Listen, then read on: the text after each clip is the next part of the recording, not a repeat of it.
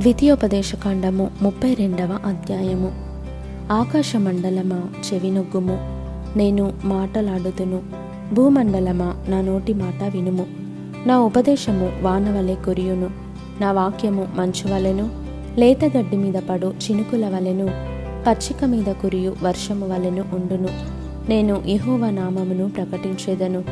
మన దేవుని మహాత్మ్యమును కొనియాడుడి. ఆయన ఆశ్రయదుర్గముగానున్నాడు.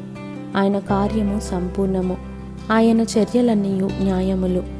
ఆయన నిర్దోషి అయి నమ్ముకొనదగిన దేవుడు. ఆయన నీతిపరుడు, యథార్థవంతుడు. వారు తమ్ము చెరుపుకొనిరి. ఆయన పుత్రులు కారు, వారు కలంకులు.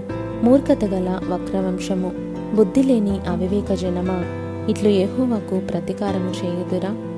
ఆయన నిన్ను సృష్టించిన తండ్రి కాడా? ఆయనే నిన్ను పుట్టించి స్థాపించెను. పూర్వదినములను జ్ఞాపకము చేసుకొనుము, తరతరముల సంవత్సరములను తలంచుకొనుము. నీ తండ్రిని అడుగుము, అతడు నీకు తెలుపును. నీ పెద్దలను అడుగుము, వారు నీతో చెప్పుదురు. మహోన్నతుడు జనములకు వారి స్వాస్థ్యములను విభాగించినప్పుడు, నరజాతులను ప్రత్యేకించినప్పుడు, ఇశ్రాయేలీల లెక్కను బట్టి ప్రజలకు సరిహద్దులను నియమించెను. యెహోవా వంతు ఆయన జనమే, ఆయన స్వాస్థ్య భాగము యాకోబే. అరణ్య ప్రదేశములోను, భీకర ధ్వని గల పాడైన ఎడారిలోను వాని కనుగొని ఆవరించి పరామర్శించి తన కనుపాపను వలె వాని కాపాడెను. పక్షిరాజు తన గూడు రేపి తన పిల్లలపైని అల్లాడుచు రెక్కలు చాపుకొని వాటిని పట్టుకొని తన రెక్కల మీద వాటిని మోయినట్లు యెహోవా వానిని నడిపించెను.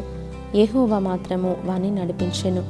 అన్యుల యొక్క దేవుళ్లలో ఏ దేవుడును ఆయనతో కూడా ఉండలేదు. భూమి యొక్క ఉన్నత స్థలముల మీద వాని నెక్కించెను. పొలముల పంట వానికి తినిపించెను. కొండ బండ నుండి తేనెను, చెకుముకి రాతి బండ నుండి నూనెను అతనికి జుర్రించెను. ఆవు మజ్జిగను, గొర్రె మేకల పచ్చిపాలను, గొర్రెపిల్లల క్రొవ్వును, బాషాను పొట్టేళ్లను, మేకలను, గోధుమల మెరికల సారమును నీకిచ్చెను. నీవు త్రాగిన మద్యము ద్రాక్షల రసము. యెషూరును క్రొవ్వినవాడై కాలు జాడించెను. నీవు క్రొవ్వి బలిసి మందుడవైతివి. వాడు తన్ను పుట్టించిన దేవుని విడిచెను, తన రక్షణ శైలమును తృణీకరించెను. వారు అన్యుల దేవతల చేత ఆయనకు రోషము పుట్టించిరి, హేయ కృత్యముల చేత ఆయనను కోపింపజేసిరి. వారు దేవత్వము లేని దయ్యములకు, తామెరుగని దేవతలకు, క్రొత్తగా పుట్టిన దేవతలకు, తమ పితరులు భయపడని దేవతలకు బలి అర్పించిరి. నిన్ను పుట్టించిన ఆశ్రయదుర్గమును విసర్జించితివి. నిన్ను కనిన దేవుని మరచితివి. యెహోవా దానిని చూచెను. తన కుమారుల మీదను కుమార్తెల మీదను క్రోధపడెను, వారిని అసహ్యించుకొనెను. ఆయన ఇట్లనుకొనెను, నేను వారికి విముఖుడనై వారి కడపటి స్థితి ఏమగునో చూచెదను. వారు మూర్ఖచిత్తం గలవారు, విశ్వాసము లేని పిల్లలు. వారు దైవము కాని దాని వలన నాకు రోషము పుట్టించిరి. తమ వ్యర్థ ప్రవర్తన వలన నాకు ఆగ్రహము పుట్టించిరి. కాబట్టి జనము కాని వారి వలన వారికి రోషము పుట్టింతును, అవివేక జనము వలన వారికి కోపము పుట్టింతును. నీ కోపాగ్ని రగులుకొనును, పాతాళాగాధము వరకు అది దహించును. అది భూమిని దాని పంటను కాల్చును, పర్వతముల పునాదులను రవలబెట్టును.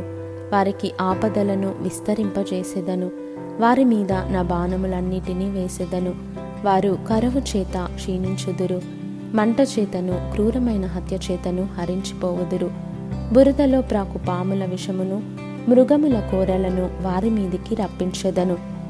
బయట ఖడ్గమును, లోపట భయమును, యవనులను, కన్యకలను, శిశువులను, నెరిసిన తలవెండ్రుకలు గల వారిని నశింపజేయును. వారిని దూరమునకు చెదరగొట్టెదను. వారి పేరు మనుషులలో లేకుండా చేసేదనను కొందును. వారి విరోధులు నిజము గ్రహింపకుందురేమో. ఇదంతయు యెహోవా చేసినది కాదు, మా బలము చేత వారిని గెలిచితిమి అని వారనుకొందురేమో. విరోధి గర్వమునకు భయపడి చెదరగొట్టలేదు. వారు ఆలోచన లేని జనము, వారిలో వివేచన లేదు.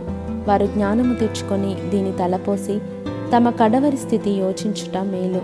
తమ ఆశ్రయదుర్గము వారిని అమ్మివేయని ఎడల, యెహోవా వారిని అప్పగింపని ఎడల, ఒకడు ఎట్లు 1000 మందిని తరుమును, ఇద్దరు ఎట్లు 10,000 మందిని పారదోలుదురు.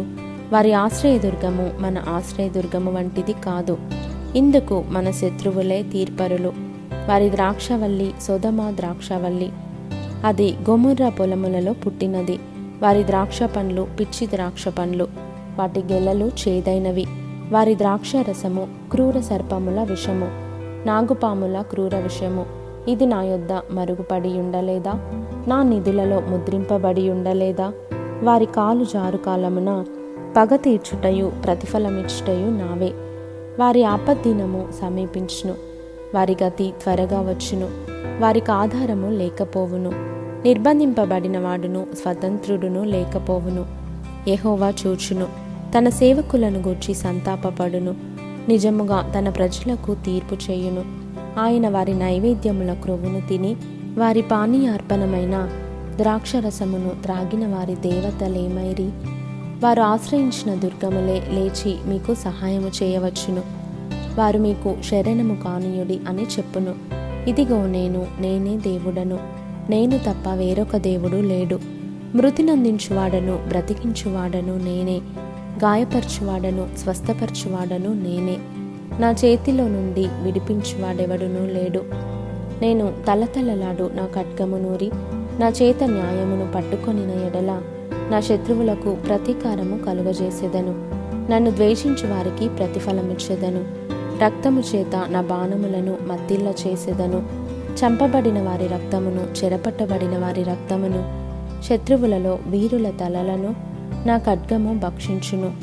నేను ఆకాశము తట్టు నా హస్తమెత్తి నా శాశ్వత జీవముతోడని ప్రమాణము చేయుచున్నాను. జనములారా, ఆయన ప్రజలతో కూడా ఆనందించుడి. హతులైన తన సేవకులను బట్టి ఆయన ప్రతిదండన చేయును. తన విరోధులకు ప్రతీకారము చేయును. తన దేశము నిమిత్తమును తన ప్రజల నిమిత్తమును ప్రాయశ్చిత్తము చేయును. మోషేయు నూను కుమారుడైన యెహోషువయు ఈ కీర్తన మాటలన్నీయు ప్రజలకు వినిపించిరి.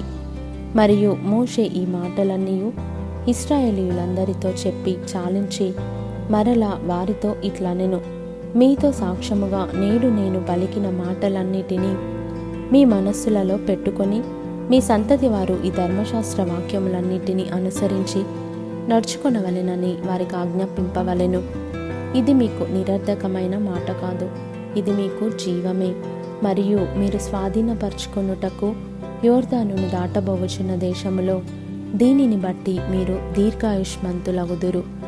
ఆ దినమున యెహోవా మోషేతో ఇట్లనెను: యెరికో ఎదుటనున్న మోయాబు దేశమందలి అబారీమను ఈ పర్వతము అనగా నెబో కొండ ఎక్కి నేను ఇశ్రాయేలీయులకు స్వాస్థ్యముగా ఇచ్చుచున్న కనాను దేశమును చూచి నీ సహోదరుడైన అహరోను హోరు కొండ మీద మృతి పొంది తన స్వజనుల యొద్దకు చేరినట్లు నీవు ఎక్కబోవుచున్న కొండ మీద మృతి పొంది నీ స్వజనుల యొద్దకు చేరుదువు.